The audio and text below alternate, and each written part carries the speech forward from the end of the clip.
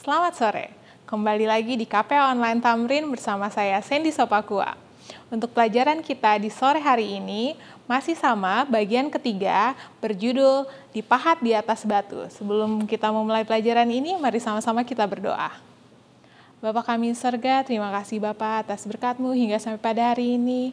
Sekarang kami ingin melanjutkan bagian ketiga dari pelajaran kami yang minggu lalu. Berkatilah agar pelajaran ini dapat membuat kami lebih dekat kepadamu dan mengerti dari hukum-hukum-Mu ya Bapa. Terima kasih Bapa sudah mendengar dan menjawab doa kami. Dalam nama Yesus Selamat dan Penebus kami. Amin. Pertanyaan ke-11. Tapi bukankah umat Tuhan yang percaya kematian Yesus Kristus menghapus dosa masa lalunya dan hidup di bawah kasih karunia memperbolehkannya untuk tidak perlu lagi menuruti 10 hukum? Sebab kamu tidak akan dikuasai lagi oleh dosa, pelanggaran hukum Tuhan. 1 Yohanes 3 ayat 4. Karena kamu tidak berada di bawah hukum Taurat, tetapi di bawah kasih karunia. Jadi bagaimana? Apakah kita akan berbuat dosa atau melanggar hukum Tuhan karena kita tidak berada di bawah hukum Taurat tetapi di bawah kasih karunia? Sekali-kali tidak. Roma 6 ayat 14 dan 15. Jika demikian, adakah kami membatalkan hukum Taurat karena iman? Sama sekali tidak. Sebaliknya, kami meneguhkannya. Roma 3 ayat 31. Jawabannya, tidak. Alkitab mengajarkan yang sebaliknya. Kasih karunia Tuhan itu bagaikan surat amnesti untuk seseorang pelanggar hukum. Surat itu mengampuni dia, tapi tidak memberinya kebebasan untuk melanggar satu saja ayat di dalam kitab Undang-Undang Hukum Pidana. Orang yang sudah diampuni hidup di bawah kasih karunia, malah berada di bawah kewajiban 2 kali ganda untuk mematuhi hukum. Seseorang yang menolak untuk mematuhi hukum Tuhan dengan mengatakan bahwa dia akan hidup di bawah kasih karunia, melakukan kesalahan yang fatal. Surat amnesti membebaskan seorang tahanan, tapi tidak memberinya kebebasan untuk melanggar hukum lagi. Pertanyaan ke-12. Apakah 10 hukum Tuhan tetap ada di zaman Perjanjian Baru atau zaman sejak Yesus Kristus lahir hingga sekarang? Jawabannya, ya. Dan itu sangat jelas. Baca yang berikut ini dengan sangat teliti.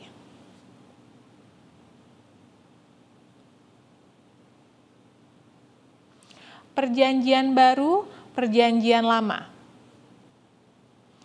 Keluaran 20 ayat 3-17. 1. Sebab ada tertulis, engkau harus menyembah Tuhan Allahmu dan hanya kepada Dia sajalah engkau berbakti. Matius 4 ayat 10. 1. Jangan ada padamu Allah lain di hadapanku. 2. Anak-anakku, waspadalah terhadap segala berhala atau patung. 1 Yohanes 5 ayat 21. Karena kita berasal dan keturunan Allah, kita tidak boleh berpikir bahwa keadaan ilahi sama seperti emas atau perak atau batu, ciptaan kesenian dan keahlian manusia. Kisah Para Rasul 17 ayat 29. Sementara Paulus menantikan mereka di Athena, sangat sedih hatinya karena ia melihat bahwa kota itu penuh dengan patung-patung berhala. Kisah Para Rasul 17 ayat 16. Yang kedua, jangan membuat bagimu patung yang menyerupai apapun yang ada di langit di atas, atau yang ada di bumi di bawah, atau yang ada di dalam air di bawah bumi. Jangan sujud menyembah kepadanya atau beribadah kepadanya.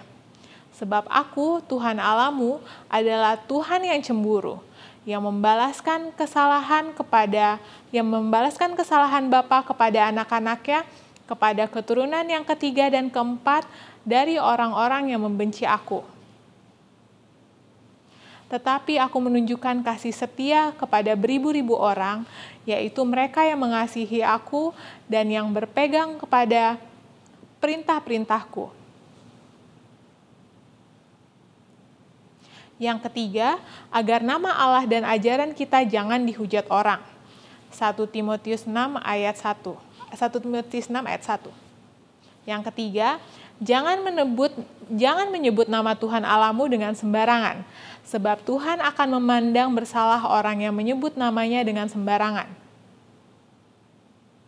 Yang keempat, sebab tentang hari ketujuh pernah dikatakan di dalam suatu nas, dan Allah berhenti pada hari ketujuh dari segala pekerjaannya.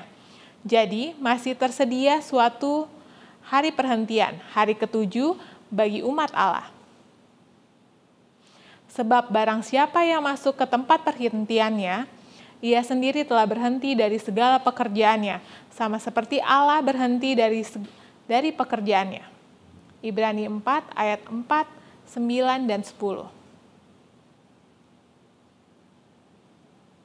Yang keempat, ingatlah dan kuduskanlah hari Sabat. 6 hari lamanya engkau akan bekerja dan melakukan segala pekerjaanmu, tetapi hari ketujuh adalah hari Sabat Tuhan Allahmu. Maka jangan melakukan suatu pekerjaan, engkau atau anakmu laki-laki, atau anakmu perempuan, atau hambamu laki-laki, atau hambamu perempuan, atau hewanmu, atau orang asing yang ada di tempat kediamanmu. Sebab 6 hari lamanya Tuhan menjadikan langit dan bumi, laut dan segala isinya. Dan ia berhenti pada hari ketujuh. Itulah sebabnya Tuhan memberkati hari Sabat dan menguduskannya. Yang kelima, hormatilah ayahmu dan ibumu. Matius 19 ayat 19. Yang kelima, hormatilah ayahmu dan ibumu, supaya lanjut umurmu di tanah yang diberikan Tuhan Allahmu kepadamu. Yang keenam, jangan membunuh. Ada di Roma 13 ayat 9. Yang keenam, jangan membunuh. Yang ketujuh, jangan berzina. Matius 19 ayat 18. Yang ketujuh, jangan berzina. Yang kedelapan, jangan mencuri. Roma 13 ayat 9. Yang kedelapan, jangan mencuri. Yang kesembilan, jangan mengucapkan saksi dusta. Di Roma 13 ayat 9. Dan pada yang kesembilan juga jangan mengucapkan saksi dusta. Yang ke-10, jangan mengingini. Roma 7 ayat 7. Yang ke-10, jangan mengingini rumah sesamamu, jangan mengingini istrinya atau hambanya laki-laki, atau hambanya perempuan, atau lembunya, atau keledainya, atau apapun yang dipunyai sesamamu. Upacara kurban, 7 hari raya tahunan, dan hukum upacara bait suci menunjukkan ke masa depan kepada kematian Yesus Kristus, satu-satunya kurban yang sah bagi seluruh bumi. Pertanyaan yang ke-13, apakah hukum Tuhan dan hukum Taurat Musa adalah satu hal yang sama? Jawabannya, tidak. Pelajari catatan berikut dengan teliti. Catatan, hukum Musa adalah hukum upacara yang bersifat sementara yang berlaku di zaman Perjanjian Lama. Hukum Musa mengatur keimamatan, kurban-kurban, upacara-upacara, persembahan daging kurban, dan korban curahan, dan macam-macam lagi. Semua hanyalah lambang yang menggambarkan kurban Yesus Kristus di Golgota. Hukum upacara Musa ini ditambahkan kepada 10 hukum, sampai datang keturunan yang dimaksud oleh janji itu, dan keturunan itu adalah Yesus Kristus. Galatia 3 ayat 16 dan 19. Upacara-upacara dari hukum Musa menunjukkan ke masa depan, ke hari raya Paskah tahun 31 Masehi di mana Yesus Kristus mati. Sewaktu dia mati, hukum Musa berakhir, tapi 10 hukum atau hukum Tuhan kokoh untuk seterusnya dan selamanya. Mazmur 111 ayat 8, bahwa hukum Musa dan 10 hukum Tuhan adalah dua hal yang berbeda, dinyatakan dengan jelas dalam Daniel 9 ayat 10 dan 11. Catatan khusus, perhatikan bahwa 10 hukum Tuhan ada sejak ada dosa, bahkan sebelum ada dosa di alam semesta. Alkitab mengatakan di mana tidak ada hukum Taurat, di situ tidak ada juga pelanggaran atau dosa. Roma 4 ayat 15. Jadi 10 hukum Tuhan ada sejak semula manusia melanggar 10 hukum atau berdosa. 1 Yohanes 3 ayat 4. Karena dosa atau pelanggaran hukum Tuhan, hukum Musa diberikan atau ditambahkan dalam Galatia 3 ayat 16 dan 19.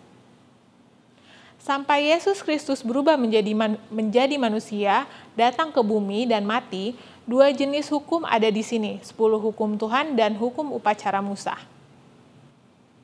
Hukum Taurat Musa atau peraturan-peraturan upacara.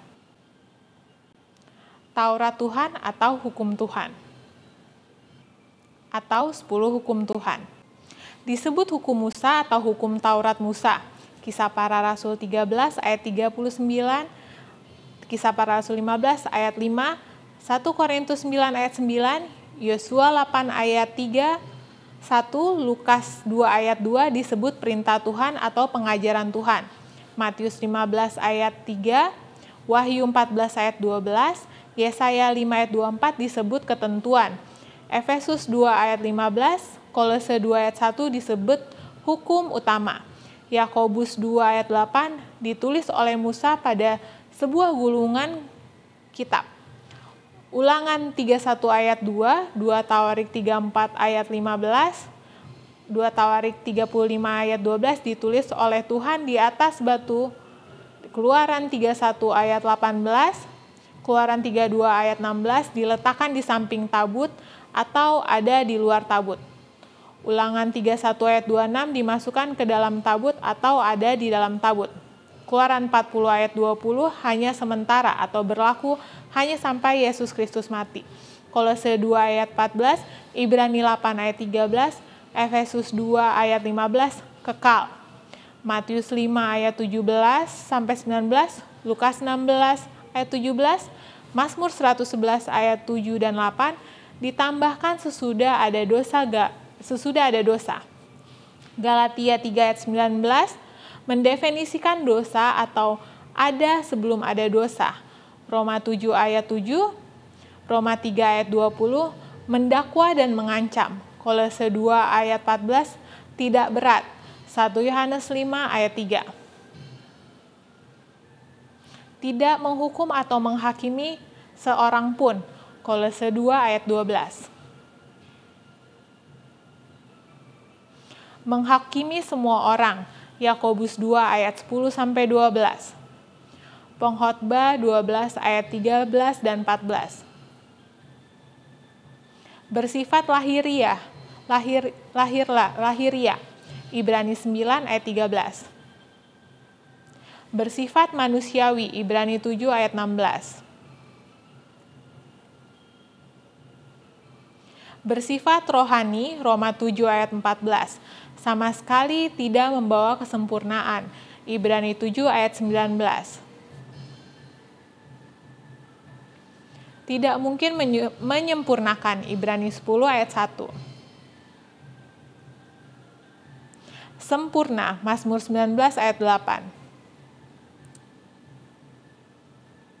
Maka marahlah naga itu atau iblis kepada perempuan itu atau umat Tuhan. Pertanyaan ke-14. Apa perasaan iblis melihat orang-orang yang mengubah hidup mereka agar sesuai dengan pola itu 10 hukum Tuhan?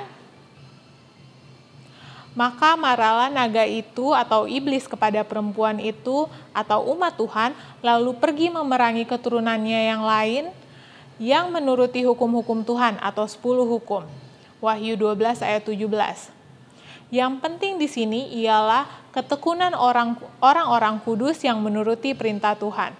Wahyu 14 ayat 12. Jawabannya, iblis membenci orang-orang yang meninggikan hukum Tuhan, karena hukum itu adalah pola untuk hidup benar. Dan jika Anda memutuskan untuk mematuhi 10 hukum, Anda akan langsung merasakan kemarahan iblis pada Anda dengan skala besar. Tidak mengherankan bahwa iblis membenci dan memerangi semua orang yang meninggikan hukum Taurat. Tapi sangatlah aneh bahwa para pemimpin agama mengatakan 10 hukum tidak usah dipatuhi dan mereka malah meninggikan tradisi manusia. Pantas saja Yesus sendiri berkata, "Mengapa kamu pun melanggar perintah Allah demi adat istiadat nenek moyangmu? Percuma mereka beribadah kepadaku, sedangkan ajaran yang mereka ajarkan ialah perintah manusia." Matius 15 ayat 3 dan 9.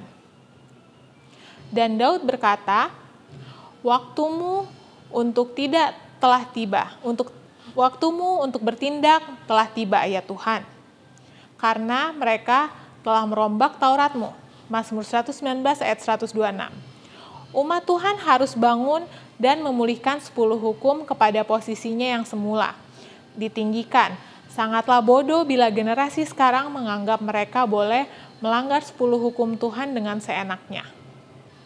Pertanyaan ke-15, apakah Anda percaya bahwa umat Tuhan harus menuruti 10 perintah Tuhan yang berlaku bagi semua manusia? Yakobus 2 ayat 10-12, Pengkhotbah 12 ayat 13 dan 14. Dan mau meminta Yesus Kristus untuk menuntun hidup Anda ke dalam keselarasan dalam 10 hukum itu? Jawabannya dapat pemirsa jawab dalam hati kita masing-masing. Kita sudah sampai di akhir dari pelajaran kita dalam minggu ketiga. Sekarang untuk menutupnya mari sama-sama kita berdoa. Bapa kami sorga, terima kasih Bapa atas berkat-Mu hingga sampai pada hari ini. Tadi kami sudah mempelajari bagian dari ketiga pelajaran kami ini, berkatilah agar dalam pelajaran ini kami dapat mempelajari banyak hal sehingga kami lebih menuruti hukum-hukum-Mu, sehingga kami dapat lebih dekat lagi kepadamu ya Bapa. Terima kasih Bapa sudah mendengar dan menjawab doa kami, dalam nama Yesus Selamat dan Penebus kami, amin. Oke, sekarang kita sudah selesai di pelajaran di minggu yang ketiga. Kita akan kembali lagi untuk minggu yang keempat di pelajaran yang sama. Tuhan memberkati.